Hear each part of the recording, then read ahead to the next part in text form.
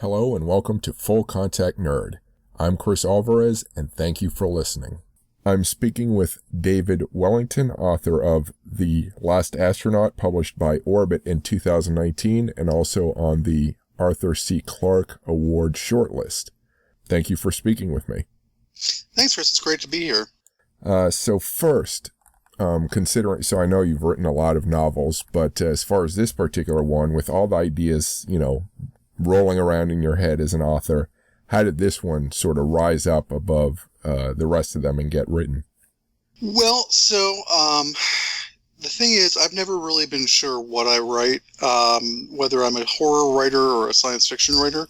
When I was a kid, I was a huge science fiction fan, and then when I published my first novel, Monster Island, in 2005, that was a horror novel. And I thought, oh, sure, I'll just publish a horror novel, then I'll publish a science fiction novel, then I'll do fantasy, then I'll do thrillers, whatever. It turns out that people really want to put you in a box. They really want you to stay put. Right. So I ended up writing horror novels for years while still being a huge science fiction fan. And so over my career, I've managed to branch out and do other genres, absolutely. But this was kind of bringing everything home. It was science fiction and horror, and put together in one thing. So the main influences on it were kind of funny. So one of the big influences, which is not too funny, was creepypasta. I was watching what was happening in creepypasta online and just getting really excited about this kind of like new kind of horror. And thinking, how could you do that in a novel, right? Because it's a very, on the surface, it's just all prose, it's just text. But the way a creepypasta is presented online is so much more intimate and personal. This is a story some teenager is telling you over their computer, right? This is not some established author with some major novel release. This is some crazy story that makes no sense, and you're just hearing it and reacting to it immediately. And I wanted to see if I could capture something of that in a novel. The other major influence was the movie I, Tonya, which is a great movie with Margot Robbie about Tonya Harding, the figure skater, which sounds funny, but it actually, that movie blew my mind because it has this great mix of the characters speaking directly to the camera and then immediately just turning around and going into scenes of the movie, like reenacting Tonya Harding's life, and just seamlessly. And I thought that was so much fun. So The Last Astronaut has a ton of these little confessionals in it where the characters are describing the action or their emotional reactions to the action, just stepping away from the plot for half a second to say, this is when it got really scary. So, yeah, it came from a lot of different places that just all kind of coalesced together. So is this, as far as the level of sci-fi, is it hard sci-fi sort of, or more softer, or how do you approach that part? This is extremely hard sci-fi. This was absolutely my intention, was to create a story of what it might actually be like the first time we meet aliens. So it is as scientifically accurate as I can make it. It is based on, specifically it is based on real technologies that NASA is building right now. At least the humans are flying around in real spaceships. The book is set in 2055, but I kind of extrapolated a little bit. But for the most part, everything in this book is something that we could build and send into space right now. So if aliens showed up tomorrow, this is how we would react to it, I think. So, and the physics of the alien spaceship and the biology of the aliens themselves and so on is all absolutely as accurate and scientifically plausible as I could make it. That being said, of course, nothing is ever perfect when you do hard science fiction, and it's one of the toughest things of doing the genre is knowing you're going to get a ton of stuff wrong. And somewhere out there, there's an exobiologist who is reading this book and just shaking their head and then throwing the book across the room. I know it. and that's fine. Yeah. you kind of have to accept that after a while. Mm-hmm. You also know that anybody who writes science fiction knows you're not actually trying to predict the future, that the future is going to be so much weirder than you thought it was. For instance, the book makes no reference whatsoever to a coronavirus outbreak in the 2020s. Yeah, that's so since you said you always wanted to write or do science fiction, create science fiction, was it hard sci-fi that you've always wanted to do, or did that just happen to be what you did now? Yeah, no, I love every kind of science fiction. My love of science fiction started with Star Wars, which is about as far as you can get from hard science fiction. And finding out why Star Wars wasn't realistic was like one of my first science fiction experiences. Finding out that Luke Skywalker's X-wing would not make whooshing sounds as it flies through space, and that sort of thing.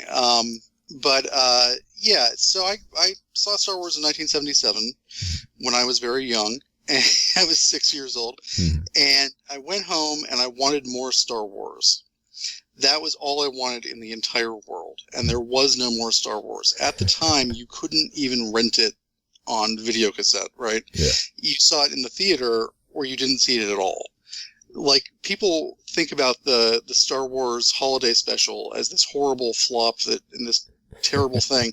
At the time, everybody loved it because it was just more Star Wars. It didn't matter if it was bad. Right. It didn't matter if it was just so dumb. It was more Star Wars. Anyway, so I wanted more Star Wars. There was none to be had except to play with my action figures. And so I started reading science fiction books, which at first I was just horrified by because they were not like Star Wars at all.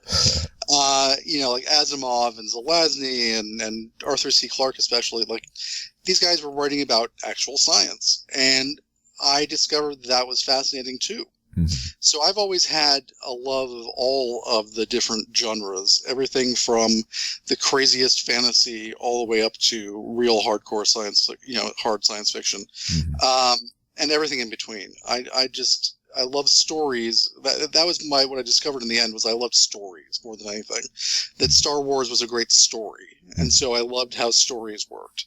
So then tell me about this particular book. We've touched on a little bit about it already. Can you tell me what you're able to about the protagonist, the setting, the conflict? Sure, yeah. So The Last Astronaut is the story of an astronaut named Sally Jensen who was supposed to be the first woman to land on Mars. And that was going to happen in 2035. And unfortunately, there was an accident on board the spaceship on the way to Mars, and they had to turn around and come back. So Sally never got to go to Mars. And because of this disaster, basically NASA has fallen apart. By 2055, there is no more manned space flight for the American space program. They're still sending out satellites, they're still sending out probes to Jupiter or whatever, but people don't go to space anymore. And Sally Jensen is retired. She's living in Florida, kind of doing working as a scuba diver, and she gets a call saying that they really need her in Houston. So she goes back to her old job, and she says, what do you need me for? I'm old now. I'm 55 years old, which is very old for an astronaut. What could you possibly want from me? And the deal is they haven't trained any astronauts since her. So when they discover that there's an alien spaceship coming towards Earth, suddenly they need her again. Pretty badly. Yeah. So it's the story of her putting together a crew to go meet with these aliens in space. The aliens ship is extremely large. It's 80 kilometers long, which is about 50 miles, and it's gigantic. It is heading straight towards Earth, and it refuses to acknowledge any radio signals. So what it is a mystery, and what's going to happen to Earth is a mystery, and I won't spoil any more than that. Okay. I'm speaking with David Wellington, author of The Last Astronaut. You can find more information about his work on Twitter at Last Trilobite. If you like this podcast so far, please subscribe to it and rate it if you can. Please go to my website, crisalvarez.com or fullcontactnerd.com for links to news, videos, new books, and my social media links. You can find the links to my other podcasts and associated book lists at historyrabbithole.com. That's rabbit as in the animal. historyrabbithole.com. And now back to the podcast. So hopefully this question doesn't touch on anything that might spoil it, but as far as the research for the book, you did talk about some of the technology. Did you dive into like any kind of NASA archives or their publications or anything like that? Well, saying dive in means I haven't been doing that for my entire life. Yeah. Okay. Basically, yeah, I have been following NASA since I was a kid. I actually, after seeing Star Wars, I actually wrote to NASA and asked what it would take to become an astronaut. Mm-hmm. And NASA, at least back in the early 80s, was incredibly gracious. NASA, and to this day, because I've spoke with them about this book as well, but NASA is it's a government organization that works for the people of the United States, and they take that mission very seriously. So if a 6-year-old kid writes to NASA and says, I'm interested in becoming an astronaut, it doesn't matter if that kid has no chance. Like, I was never going to be an astronaut. They didn't care. They sent me a huge packet of glossy 8x10 photographs of the Apollo capsule and Cape Canaveral and pictures of the moon and Jupiter and Mars and all these things. This is beautiful, expensive, glossy photographs. Just this gigantic manila folder just stuffed with these things shows up in the mail. And I was in love right away. I've just been enchanted by NASA ever since. So for this book, I ended up actually talking to 2 astronauts, retired female astronauts, about their experience of what it was like to go to space. And I gotta tell you, I was starstruck. Like, if Mark Hamill called me tomorrow and said, hey, I liked your book, do you want to talk to me for half an hour? I would love to do that. But if an actual astronaut calls you on the phone, it's just, you can't imagine like how awestruck you get and how unworthy you feel, right? Yeah. Especially because the NASA astronauts are absolutely the cream of the crop. These are the people who have passed incredible physical tests. They are incredibly well educated. They have to have master's degrees or doctorates. They're just like, you talk to these people and it's like you're talking to a better species of human beings. It's just they're so accomplished and so calm and humble too. Like, they don't ever think, no one ever says, oh yeah, I went to space, what did you do? It's always like, hey, do you want to talk about space? I want to talk about space. I love space. And they're so excited and so helpful, and they just, both of the astronauts I spoke to, I had like 10 questions lined up that I thought would take half an hour of their time. Both times we ended up like talking for 3 hours and just like going on and just coming up with stuff I never thought to imagine to ask. And just, I got so much information. The first draft of this book was very much inspired by like The Martian. So it was very technical and very dry. It was all, then I used my GR4 multi-tool to remove the access panel on the computer module, stuff like that. This book, the finished book, is nothing like that, because I talked to these astronauts and I expected a lot of acronyms. I expected a lot of like science speak and, military jargon, and there was nothing like that. They wanted to talk about what it's like to be a human being in space, what it's actually like to feel gravity go away, what it's like to look down at Earth from a height, see that there are no borders, and that it's so that everything looks so fragile. These astronauts turned this story from this very dry technical readout into a story about people experiencing real things in space, and it made the book so much better. Yeah.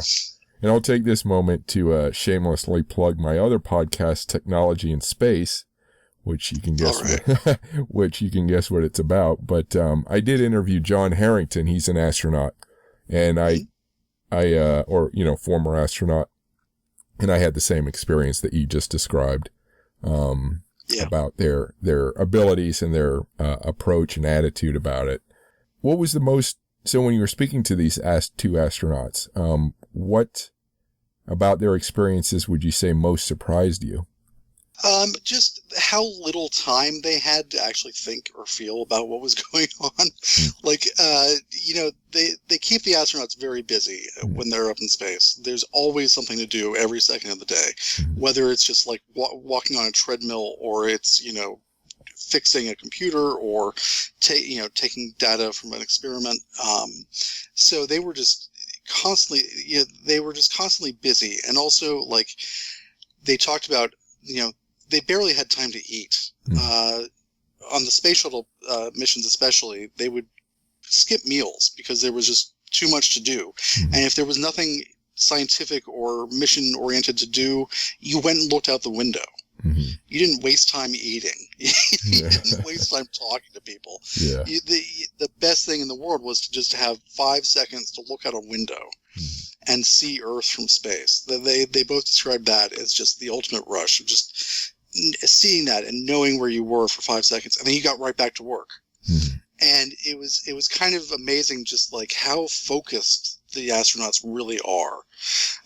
You often think about astronauts as they're just in the capsule there or on the space station for the sake of having people there, and everything could really be done from Earth by somebody pressing a button. And that's just not true at all. Like, you absolutely do need people in space to do these complicated things, because the robots can't do it on their own, and the people pressing buttons on Earth can't actually see what's going on. So you've got to have real dedicated people up there working 24 hours a day. And yeah, actually, both this interview I told you about and a recent article about a Russian spacecraft trying to dock with the International Space Station, both instances they had to take manual control of something at some point, because something, otherwise things wouldn't have gone well. And talk about a horror story, right? You are in space, and the people on Earth say, "Hey, we can't figure this out. Can you just do it for us?" And so you've got millions of dollars of hardware coming straight at you at high speed, and you got a little joystick. You're just like, okay, I'll just dock this spaceship, sure. Yeah, it's pretty amazing. Yeah. So were there any other maybe science agencies or any of these commercial space companies that you got any ideas or information from that was useful? No, I didn't approach SpaceX or anything like that. I should have, because there's a kind of SpaceX in the book.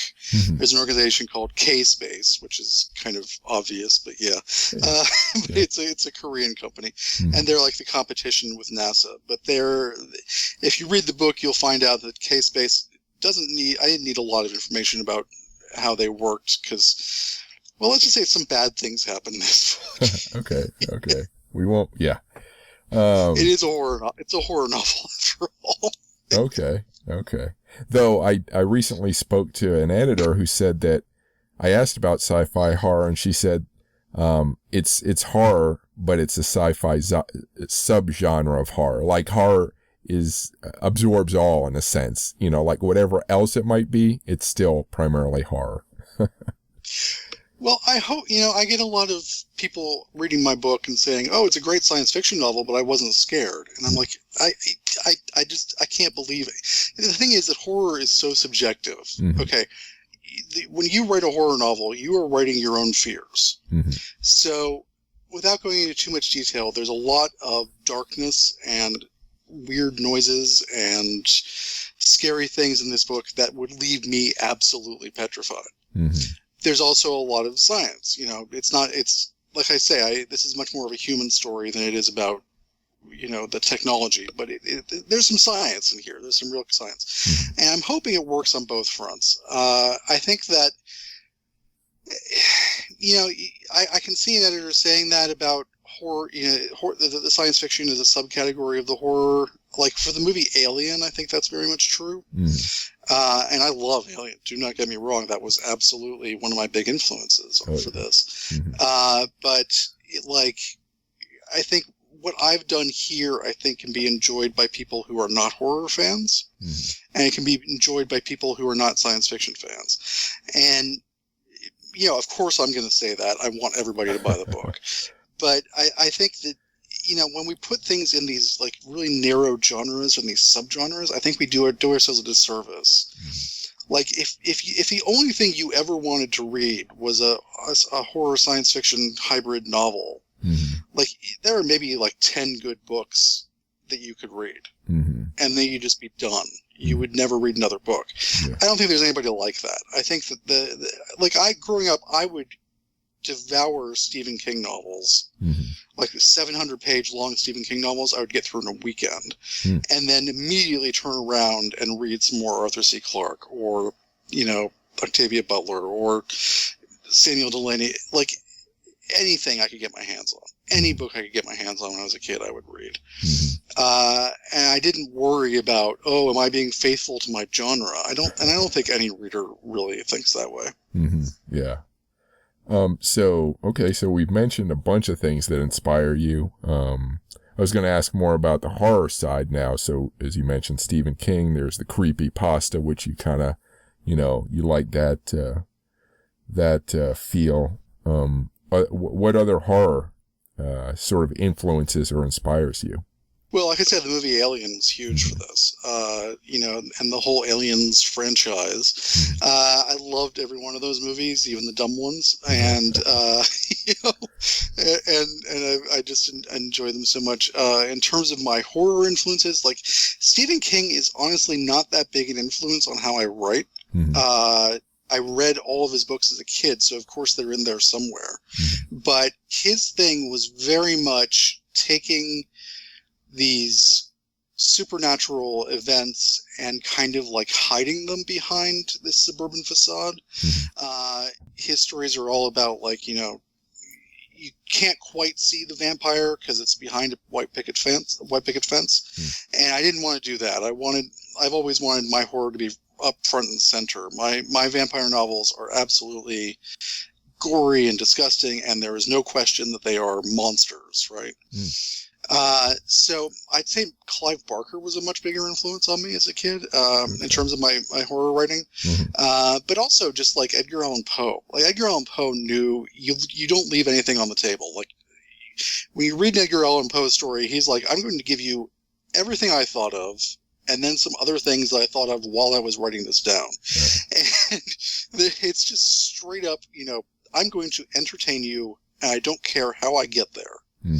I don't care, what the critics think. I don't care what the future generations are going to say. I'm just going to tell you an entertaining story. And that has always been a huge influence on me. And of course, H.P. Lovecraft, although I hate saying that now, especially in recent years, I've reevaluated Lovecraft, and so much of it is just gross. Like, and I don't mean blood and guts gross. I mean racism gross. Right. And there's no, like, people say, he was a product of his time. No, he wasn't. Right. There were a lot of people in the 20s and 30s who were actually starting to think about, is racism bad? Like, there were people in the 20s and 30s who were starting to say, hey, maybe we should be nice to people. Maybe we should just like all try to get along. Whereas H.P. Lovecraft was like, nope. There is exactly one kind of people that are worth a damn, and everybody else is just monsters from hell. Yeah. And it's just unreadable sometimes. Yeah. So I hate to say Lovecraft was an influence. Obviously he was. I devoured those stories as a kid. I read everything he ever wrote, all the poems, even the really nasty stuff. And that's in my head somewhere. It's floating around back there.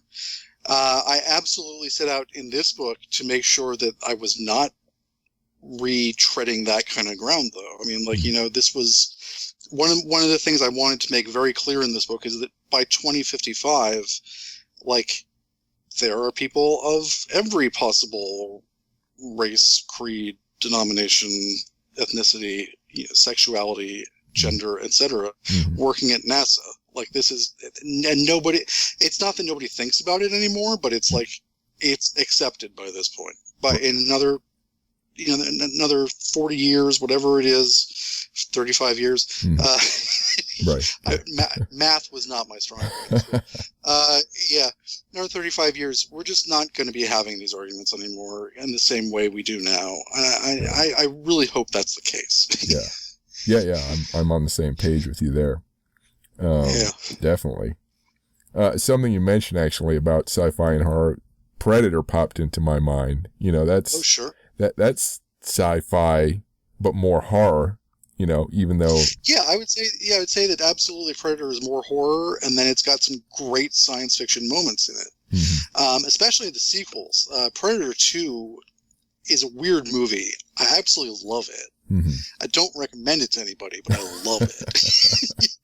And it's got some weird racism up front, but then it's kind of like goes back on that. I don't know. It's a weird movie, like I say. Yeah. But there is a fantastic scene where the main character finds the Predator's spaceship. And for the first time, you get to see like the alien spaceship and what's inside of it. And there's like all these alien skulls hanging on the walls as like trophies. Yeah. And one of them is it's a xenomorph from the Alien movies, which is where the whole Alien versus Predator thing started. Yeah. And they put it on the wall as a goof, apparently, and it just turned into a franchise. So there are some incredible science fiction moments in all the Predator movies but it doesn't care. It's not, nobody on the set, I'm sure, and the director never said, "Oh, I hope the science fiction fans like this one. I hope the horror fans like this one." They knew they were making an entertaining movie. They knew that they were going to make a movie that people would want to see, and they didn't get hung up on what titled, what genres you should call it. Mm-hmm. So this particular question, I know you like everything, but perhaps there is a little one way or the other as far as monsters. Do you prefer your monsters humanoid or more just like totally weird and different? Oh, they both absolutely have their place. And it depends on the story you're telling. Now, you're asking me my personal preference, and I'll get to that in a second. But as a writer, you have to choose the right one for your story. So, yeah, like you can tell a story about like Godzilla, but it's not going to be a story it's not going to be like a cozy murder mystery story about Godzilla, right? You can't do, I guess you can do vampires and zombies pretty much any way you want. That's the great thing about zombies, is that you can put them pretty much in anything and they work. So my personal preference is absolutely supernatural monsters. The one thing I can't stand in horror that I don't like, me personally, I don't enjoy is torture porn and home invasion movies. That doesn't do it for me. I just find that tense and unpleasant. I'm not saying they're bad. I'm not saying that like you can't make a good one. I'm saying that for me personally, it doesn't get my juices going the way a good horror movie should. Like I want the supernatural element. I want something to be weird about it. Not just this is ripped from true crime or this happened last week. Like that's not what I'm looking for. I want to get out of my head. I want to get out of my life for 2 hours, however long the movie goes. However long it takes to read the book, and just not be here. So if you're going to tell me a story about somebody who breaks into my house and like murders me slowly, it's just, that's scary. It's absolutely scary. It's tense, and I don't like it. Yeah. So I absolutely love actual monsters, like monsters. So is there any non-horror or non-sci-fi stuff out there that really has a draw for you? Oh, like I said, I mean, I love everything. The fantasy novels of Scott Lynch are some of my favorite books I've ever read.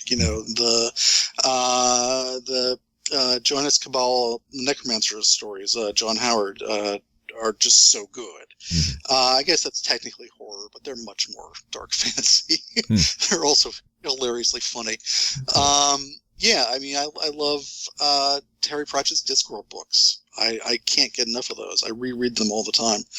I mean, like, I'll read anything you put in front of me. Like, the action of reading is pleasurable to me, and then the actual quality of the book is secondary. So, like, I find myself all the time reading books and go, "Oh, this is just awful. This is so bad. There's only 4 more chapters to go. Okay, I'll finish it." So yeah, I've just recently been like rereading all of Michael Moorcock's fantasy novels, and like those are so psychedelic and crazy, but they're also just like deadly slow and wooden sometimes. Not all the time. The Elric books especially just fly along, and they're amazing. But I was reading some of his early science fiction stuff, and I was just like, I can't do this. It's just too slow. But yeah, and then so I hate saying that because I love Michael Moorcock so much. The guy, he had a great quote, which I can't remember the actual quote, but I'll paraphrase it, which was he said that he knew that he'd never wrote a great novel, but he hoped he wrote a lot of interesting ones. And I think that is absolutely the way any writer should be thinking about it. Don't worry about writing the great American novel. Don't worry about writing something that's going to be loved for hundreds of years. You write the book that interests you, that makes you want to read it, and it'll work. People will enjoy it. I'm speaking with David Wellington, author of The Last Astronaut. You can find more information about his work on Twitter at Last Trilobite. If you like this podcast so far, please subscribe to it and rate it if you can. Please go to my website, CrisAlvarez.com or FullContactNerd.com for links to news, videos, new books, and my social media links. You can find the links to my other podcasts and associated book lists at HistoryRabbitHole.com. That's rabbit as in the animal. HistoryRabbitHole.com. And now back to the podcast. So, speaking about, writing, would you say there's anything out of the ordinary compared to maybe other writers that you do to complete drafts or the final work? One of the questions I get asked a lot is what kind of music I listen to while I'm writing, and this is, you might as well ask me, what flavor of octopus do I ride to work in the morning? It's like, I can't imagine listening to music while writing. I know a lot of writers do it. I know it's probably most writers are listening to like movie soundtracks or classical music or something while they're writing, and it helps them focus their minds. Music, I can't have music anywhere near me while I'm writing. If it's music with lyrics, I will start typing out the lyrics as if it's my own words. If it's instrumental music, I start writing to the rhythm of the music, which is always wrong for whatever I'm writing. So, I need absolute silence to write. And that hasn't always been the case. There was a period in the early 2000s where I would write on a train. I would write in the bathroom of a hotel room, so I didn't wake up the person I was staying with.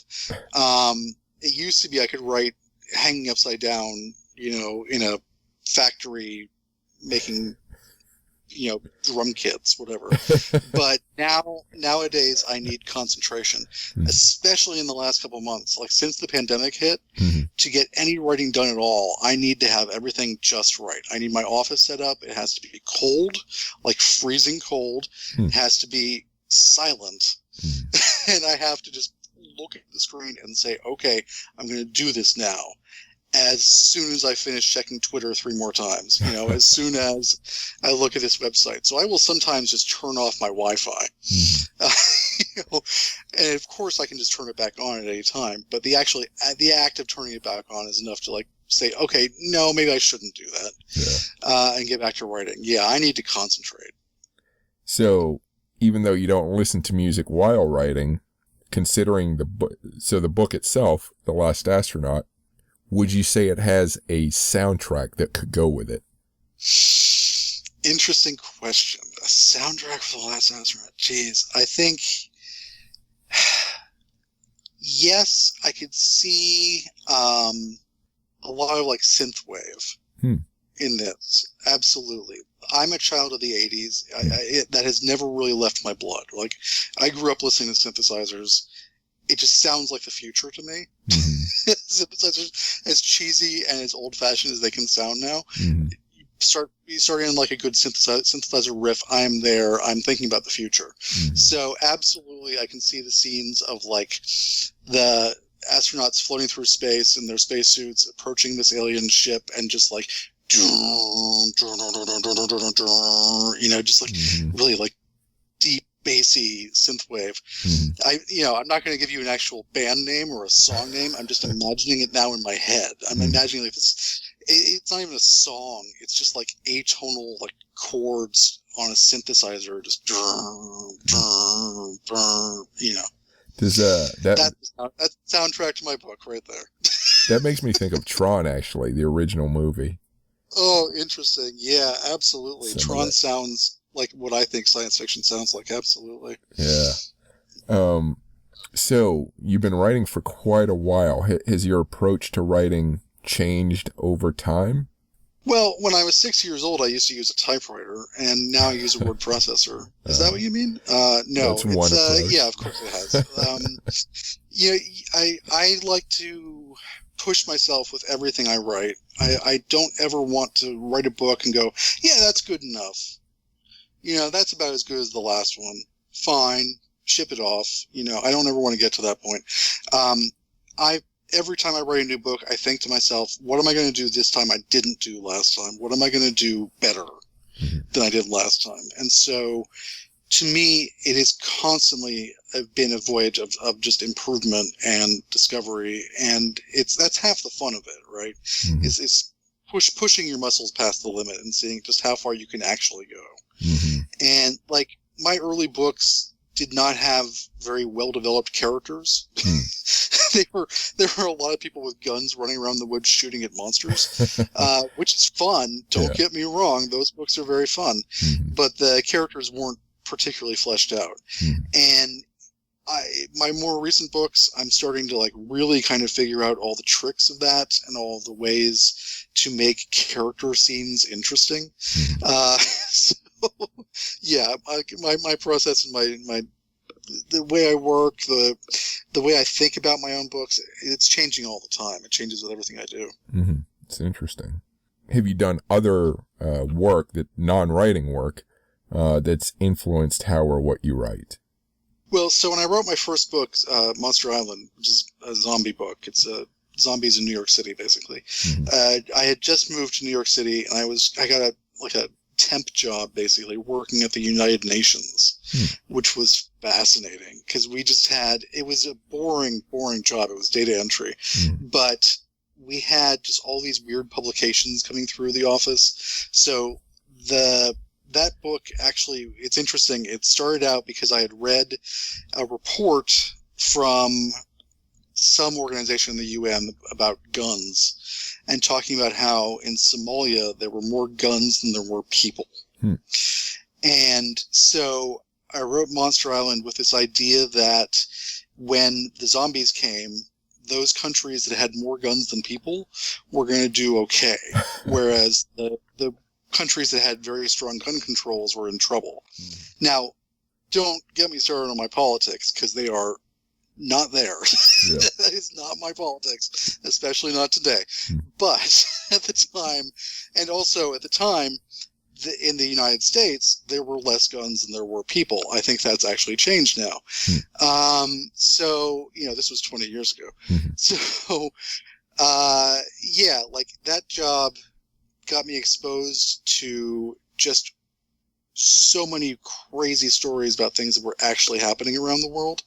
And those absolutely became part of my zombie novels. Because we were hearing about just horrible wars and famines and just plagues all over the planet. And disease. It really did feel like the world was always ending somewhere. So it was a lot of, as horrible as it sounds now, it was just a lot of really good fodder for writing about a post-apocalyptic novel. Did you bother your coworkers with your various ideas, saying, "Wow, what about zombies and this and that?" And they, Yeah, no, absolutely. It was, like I say, it was a dead-end temp job and doing data entry. So there was a lot of downtime, and I actually ended up writing the book while I was on that job. So yeah, the UN kind of paid for me to write that book. Yeah. Yeah, if they want royalties, they can let me know. Yeah, that'd be a good PR, good news story. Yeah, somehow I think the UN doesn't want to associate themselves with my very gory zombie novel. We want our piece. So for The Last Astronaut, did you sort of overwrite and have to edit out a bunch of it, or when you were done, did you have to start fleshing out what you wanted? This book nearly killed me because I had to rewrite it from scratch about 6 times. And that is not normally how I work. I do 2 or 3 drafts tops, and this was 6 drafts, and it was, oh my God, it was so hard just going back and starting over from absolute scratch. Like I say, the first version of it was an incredibly dry, technical story like The Martian. And don't get me wrong, I loved The Martian. It's really fun to see how that guy could stay alive and how they got him back. And all the details are really interesting, especially if you love space. You know, if you're an astronaut person like me and like apparently like you, Cris, yeah, that book is great. But it ended up not being the story I wanted to tell because it wasn't scary. It wasn't scary at all. It was just, then we used our screwdrivers to open this access hatch and the monster fell away off the spaceship and blah, blah, blah. And it wasn't going to work. Then I talked to I wrote a second draft and then I talked to the astronauts. And then, so I had to write a third draft because I got so much good information from them. It changed everything in the book. Fortunately, it went through a process. It went through several different editors. Unfortunately, it got orphaned, which means that my first editor on the book, left the company in the middle of the editing process for absolutely personal reasons that I'm not complaining. It wasn't. It was absolutely understandable. But that meant that for a couple months, I didn't have an editor on this book, and the publication date got moved back by a year and all kinds of things. And so I ended up rewriting the book. Then a new editor came in and they had their own ideas. Another editor came on because Orbit is a joint UK-US publishing house. Okay. So you get an editor for the UK edition and the US edition. Oh, wow. And so there were just a lot of people had a lot of thoughts, all of which really helped. Everybody who worked on this project contributed enormously to its success. Like, I am so happy with the final product, but it did feel sometimes like too many cooks, right? It was just people giving me different ideas from every different direction. And in the end, it's my book. I wrote it. This is the one I wanted to write. Yeah. But oh my God, getting there, it was tough. It was a tough journey. And when I finished it, I just went and curled up in my bed and just tried not to think about anything for a long time. This sounds like a horror novel of sorts. It was. There were times when I thought the book was going to kill me. I don't even mean that jokingly. Like my health was just weird. It was suffering because of this book.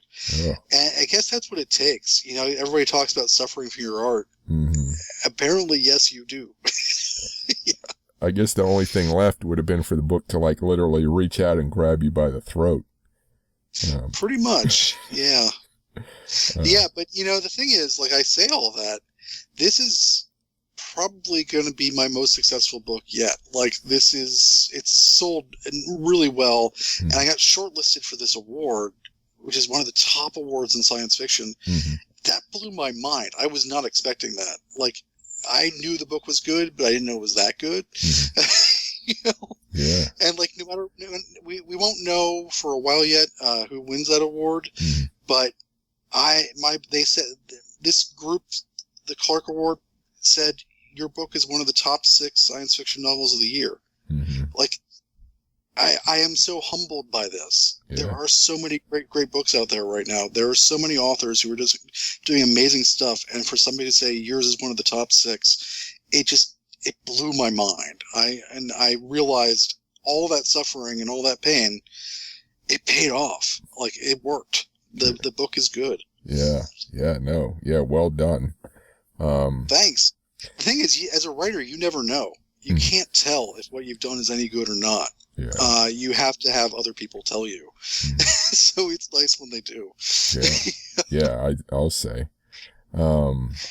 So, a bit of a whimsical question now. When you were young, was there a power technology or fictional setting you yearned for either to have or to be part of? I just wanted to be in space. I wanted to be able to fly around in the stars faster than light. I wanted to be in Star Wars, but not necessarily, get shot at by stormtroopers. I wanted to live in space. I absolutely thought. So this is the thing. I'm 49 years old. When I was a kid, the space shuttle program had just started, and it seemed like NASA was going to keep going back to space in bigger and better ways forever. And that by the time I was 50 years old, there would be colonies on the moon and probably on Mars, and that you could choose to live in space, and that, we'd have a future out there, and we would eventually get to other planets and other stars, and that it was going to be this real human drama. And that just fell apart. By the end of the 80s, it was clear we weren't going back to the moon no time soon. Right. That the space shuttle program was a disaster.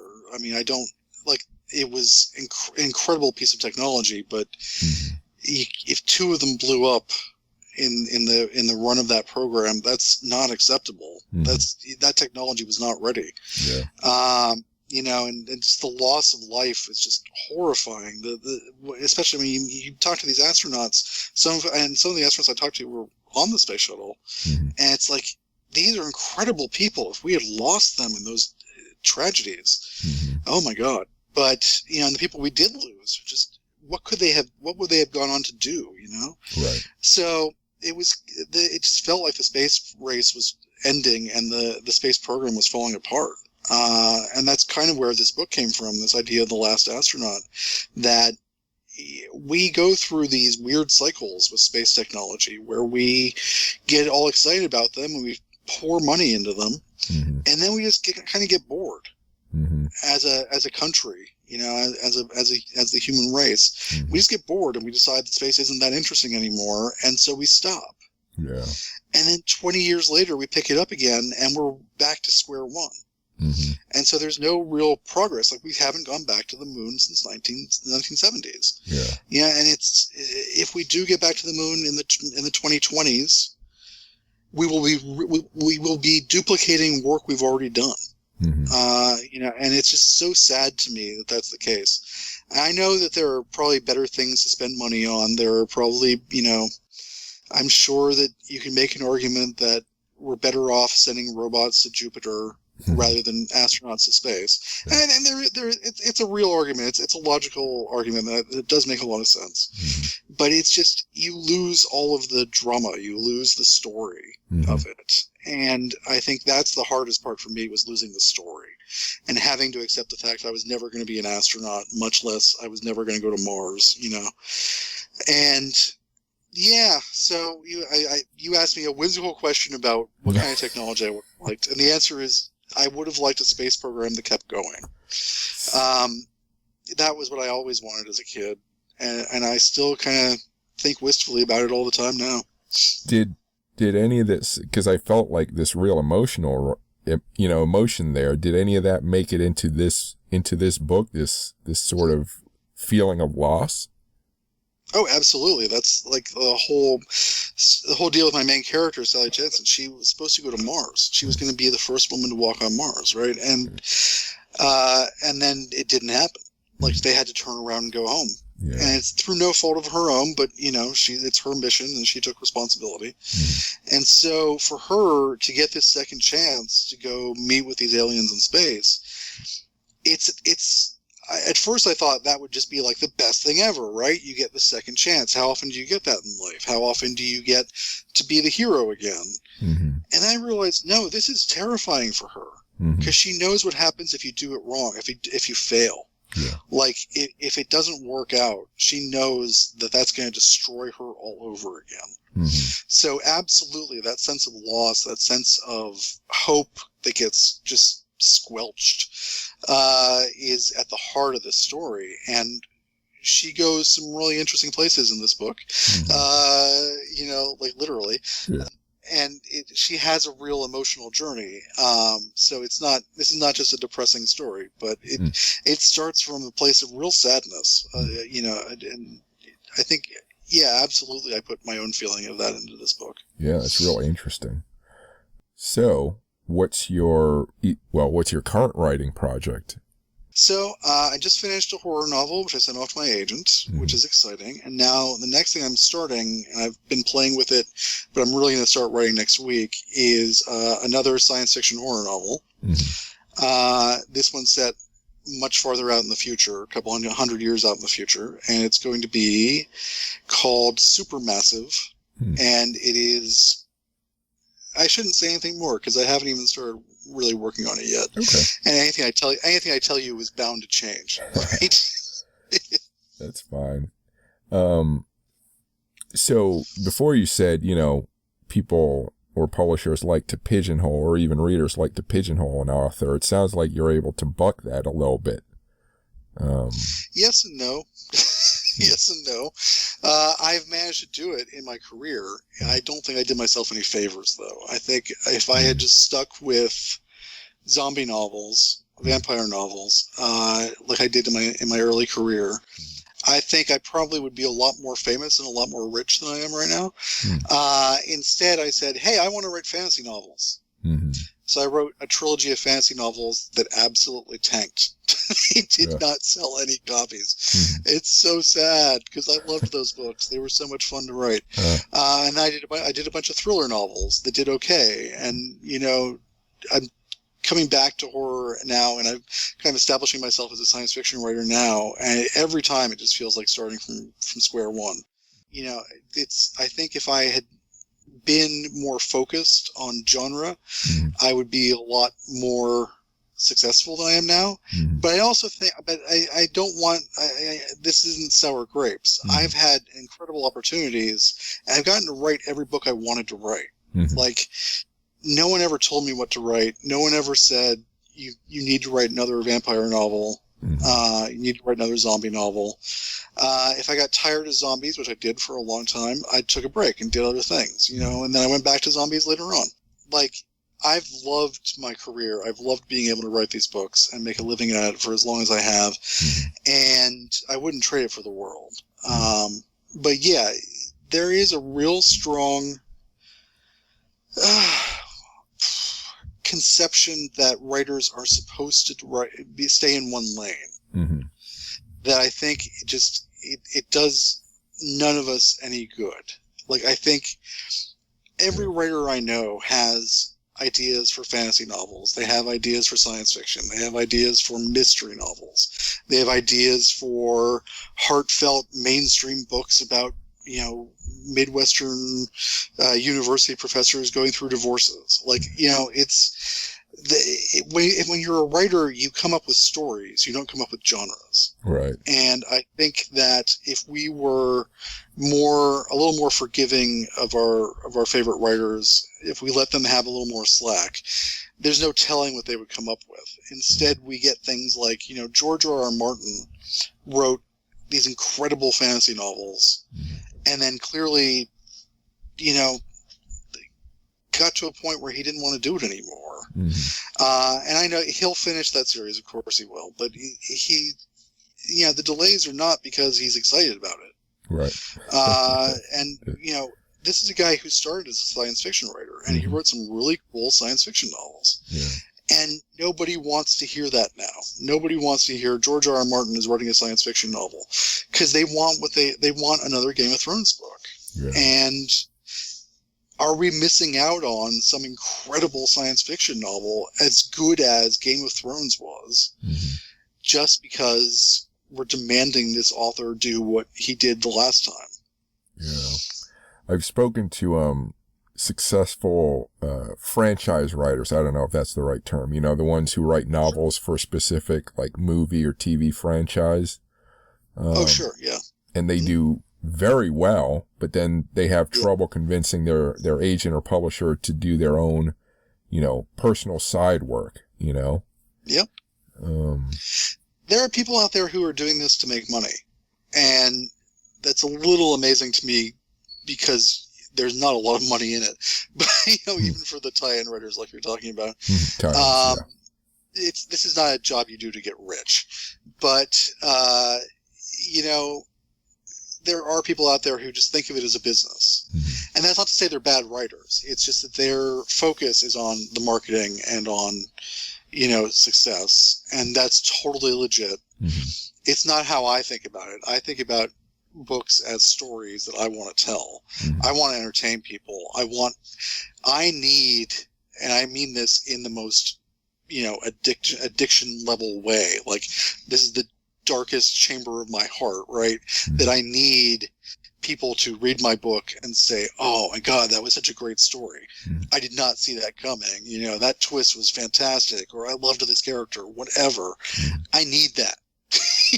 The way comedians need applause, right? So yeah, for me, that's what it's all about. It's not about making money. Yeah. Hey, that works. So where can people find you online? You have a website or social media? I have a website. It's davidwellington.net. Mm-hmm. It's basically just tells you about The Last Astronaut, and I'll post news there from time to time. Mm-hmm. I have Twitter. My main social media at this point is Twitter, mm-hmm. which is terrible. Twitter is evil, and I hate it, and that's why I look at it 15 times a day. Mm-hmm. So on Twitter I'm at Last Trilobite, all one word. Mm-hmm. And please don't contact me on Facebook, because 3 months from now I'll realize you tried to contact me on Facebook, and I'll get really embarrassed that I didn't reply. But you can email me at contactmonster@hotmail.com. Mm-hmm. Yes, it's a Hotmail account, because I've been doing this for 20 years and I'm not going to change it now. Yeah. But yeah, that's probably the best way if people have questions or they want more information. So again, your Twitter is at, can you spell that out? Last Trilobite. Mm-hmm. LASTTRILOBITE. Okay. All right. Well, that's all the questions I have. Do you have any final thoughts or words? Just thank you so much for this. This was really fun. I love talking about my books, as you can probably tell. Mm-hmm. You get me started, and hey, I won't why stop. I hope I didn't talk too fast. No. It was great. Really interesting stuff. So, thank you very much. Well, thanks, Chris. Thank you for listening. If you like this podcast, Full Contact Nerd, please subscribe. Please also rate Full Contact Nerd and review it if you can. I have many more options to nerd out on sci-fi, fantasy, and horror. You can check out my website, crisalvarez.com. That's Cris without an H. I have 20 mini blogs on the site covering sci-fi, fantasy, horror, gaming, writing, mysteries, folklore, mythology, and many more topics. You can find my video playlists and my original videos on YouTube under Cris Alvarez. I cover sci-fi short films and games, fantasy fiction, horror short films and games, video and board game design, and more. You can get interesting news on fiction and fiction studies on my Twitter page, Cris Alvarez FCN. You can find cosplay and convention photos on my Instagram page, Cris Alvarez Sci-Fi. You can sign up for my newsletter on new books on my websites crisalvarez.com or fullcontactnerd.com. Thank you for listening, and keep imagining the past, the present, and the future.